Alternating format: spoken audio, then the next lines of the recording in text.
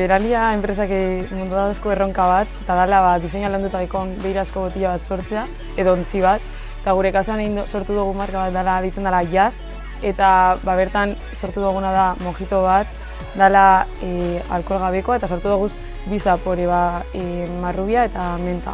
Eta bertan diseinuan lehendu garena da mojitoaren esperientzia berdina aukitea botilak, kargai behan ipiniatzeko erliebe batzuk eta holako gauza. Azkenan lortu dugu zeuzer gauzela arro eta guztain askuna, eta horrek azkenan motibe dozku azkenan estana eta hori dana baitea gogotzu eta pozik.